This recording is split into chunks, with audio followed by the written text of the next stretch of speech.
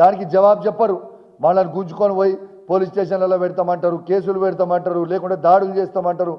ఏం దాడులు చేస్తారు? ఎన్ని రోజులు దాడులు చేస్తారు? భయపడతామా దాడులు చేస్తే? మీరు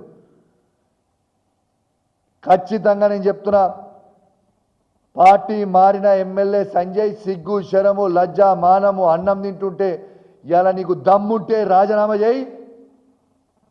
నువ్వు రాజీనామా చేయి, ఆడ కాంగ్రెస్ టికెట్ నుంచి పోటీ చేయి, నువ్వు గెలుస్తావా చూస్తా.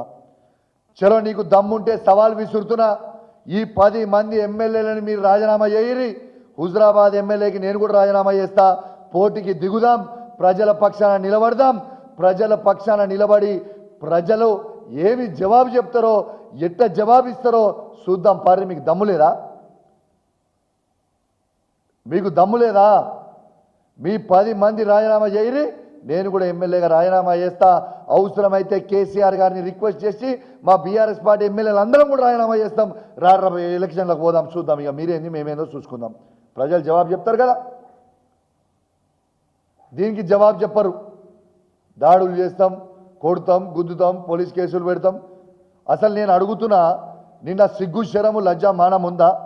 మా యాదాద్రి భువనగిరి జిల్లాలో మా పార్టీ ఆఫీస్ మీద దాడి చేస్తారా? తెలంగాణ తెచ్చిన కేసీఆర్ గారి ఫోటో తీసుకొని కింద కొడతారు రేవంత్ రెడ్డి గారు. సిగ్గుందా? చావు నోట్ల తలబెట్టి తెలంగాణ తెచ్చిన కేసీఆర్ గారి ఫోటో తీసి కింద ఎట్లా కొట్టబుద్ధి అయింది మీకని నేను అడుగుతా ఉన్నాను. ఇలా ఇదే రేవంత్ రెడ్డి గారు కూడా ఆ కుర్చీలో కూర్చుందంటే అది కేసీఆర్ గారి భిక్షనా కాదా? ఇలా తెలంగాణని ప్రపంచంలో గుర్తుపట్టేటట్టు చేసింది కేసీఆర్ గారు కాదా? ఇలా హైదరాబాద్ని ఇవాళ భారతదేశంలోనే టాప్ సిటీగా నిలబెట్టింది కేసీఆర్ గారు కాదా? ఇలా భారతదేశంలోనే ఇలా గ్రామ పంచాయతీ బెస్ట్ గ్రామ పంచాయతీల అవార్డులు 25 ఇస్తే 19 వచ్చినాయి. అవి కేసీఆర్ గారు చేయబట్టి కాదా?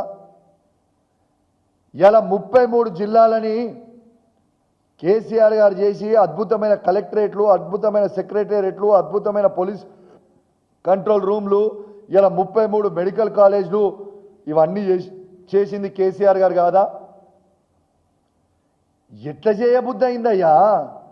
అట్లాంటి దేవుడు లాంటి కేసీఆర్ గారిని పట్టుకొని ఆయన చిత్రపటాన్ని తీసుకొని కిందేసి కొడుతుంటే తెలంగాణ ప్రజల గుండెల్లో బాధ అనిపించింది.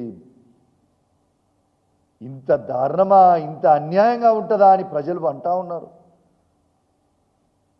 అట్లాంటి బాపుని తెలంగాణ గాంధీ అయిన కేసీఆర్ గారి చిత్రపటాన్ని కొట్టడం న్యాయమేనా అని నేను అడుగుతా ఉన్నాను. తెలంగాణ ప్రజల్లారా, అసలు ఈ ప్రభుత్వం ఏమి చేస్తుంది అనేది ఒక్కసారి ఆలోచన చేయండి. ఈ రేవంత్ రెడ్డి ఏం చేస్తున్నాడనేది ఆలోచన చేయండి. ఇందుకా తెలంగాణ తెచ్చుకుంది? కష్టపడి